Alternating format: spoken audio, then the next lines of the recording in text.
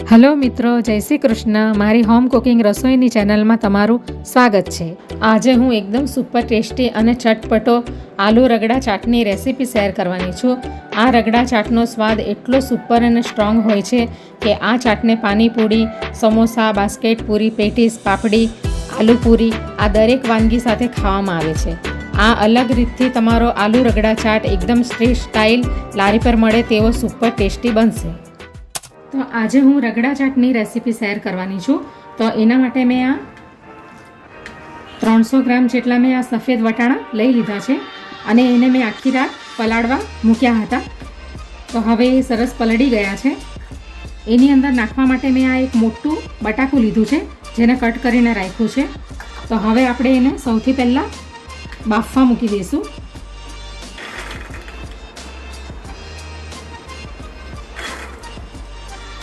હવે આપણે એની અંદર બટાકા નાખી દઈશું. હવે આપણે એની અંદર પાણી નાખી દઈશું.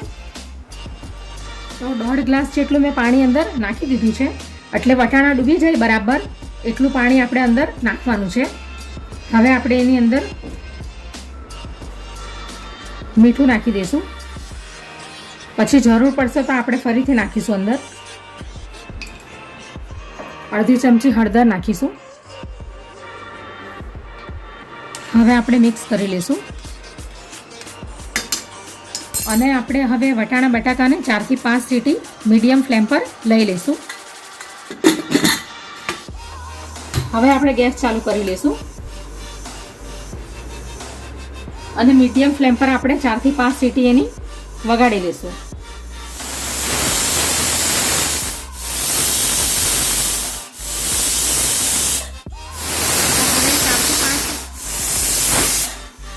હવે આપણે કુકરને ઠંડુ થવા દઈશું. હવે કુકર ઠંડુ થઈ ગયું છે.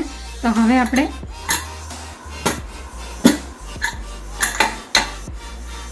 જોઈ લઈએ આપણે કે વટાણા બફાયા છે કે નહીં.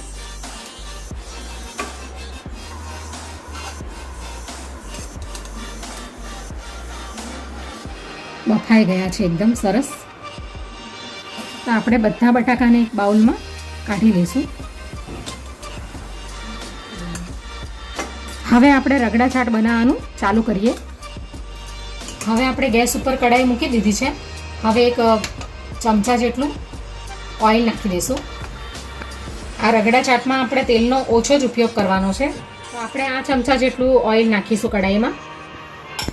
હવે આપણે અડધી ચમચી જીરું નાખીશું.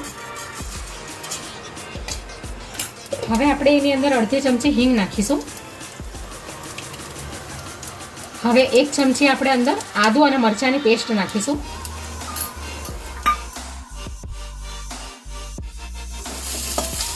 હવે બરાબર સાતળી લેશું આદુ અને મરચાંને.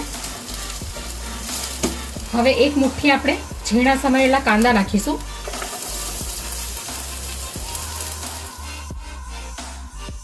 હવે કાંદા ગોલ્ડન બ્રાઉન થાય ત્યાં સુધી આપણે એને શેકી લઈશું તેલમાં. હવે અડધી ચમચી આપણે મીઠું નાખી દઈશું.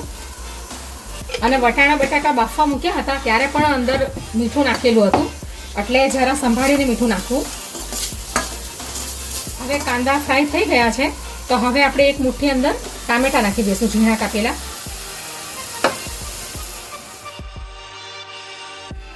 ટામેટાને પણ આપણે કૂક થવા દઈશું. હવે આપણે એની અંદર મસાલા નાખી દઈશું. અડધી ચમચી લાલ મરચું છે અને આ ચાટ મસાલો છે અડધી ચમચી, અને 1 ચમચી ધાણા જીરું પાવડર છે, અને અડધીથી પણ ઓછી ચમચી હળદર છે, અને આ ગરમ મસાલો છે એ આપણે અંદર નાખી દઈશું.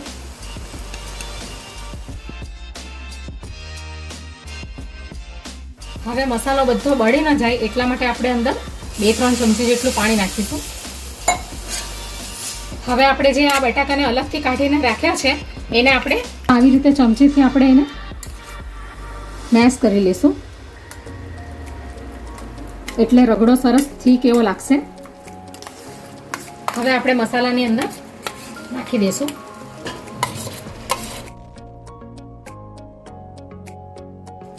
હવે આપણે મસાલાની અંદર બરાબર બટાકાને મિક્સ કરી લઈશું.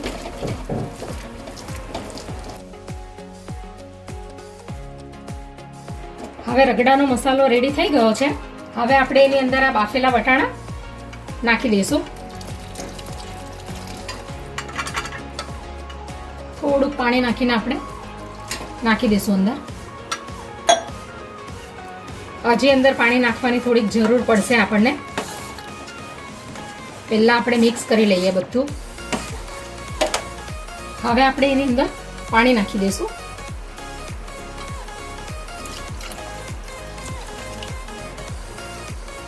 હવે આપણે રગડાની અંદર બ્લેક સોલ્ટ નાખી દઈશું. હવે બધા મસાલા અંદર નાખી દીધા છે રગડામાં અને હવે રગડો તૈયાર બી થઈ ગયો છે. હવે એને 5 મિનિટ સુધી આપણે રવા દઈશું ગેસ ઉપર. તો હવે રગડો તૈયાર થઈ ગયો છે. તો હવે આપણે એની અંદર અડધું લીંબુ નાખી દઈશું.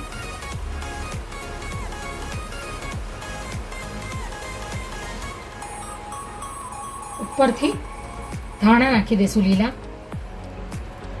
હવે ગેસ બંધ કરી દઈશું. તો હવે રગડા ચાટ રેડી થઈ ગઈ છે. તો હવે આપણે એને સર્વ કરી લઈએ.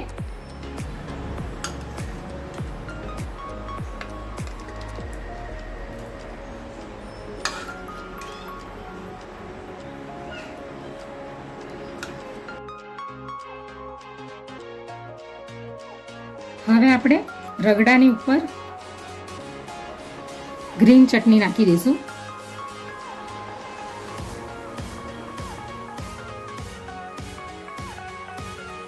હવે ગોળ અને આંબલીની ચટણી નાખી દઈશું ઉપર. ગાર્નિશિંગ કરી લઈશું.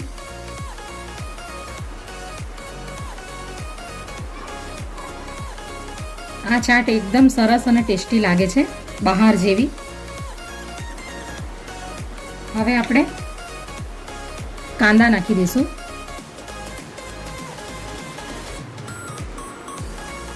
ઝીણા કટ કરેલા ટામેટા નાખી દઈશું. હવે આપણે લીલા ધાણા નાખી દઈશું ઉપરથી.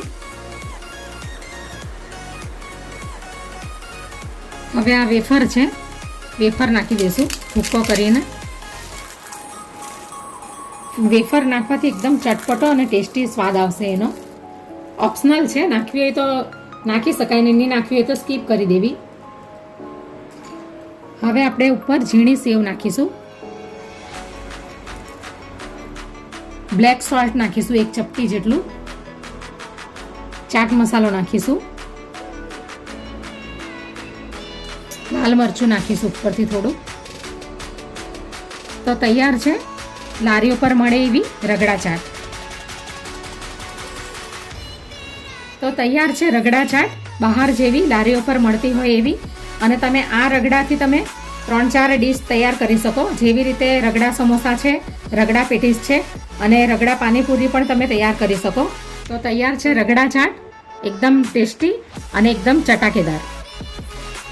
આપણે બીજી પ્લેટ પણ ગાર્નિશિંગ કરી લઈશું.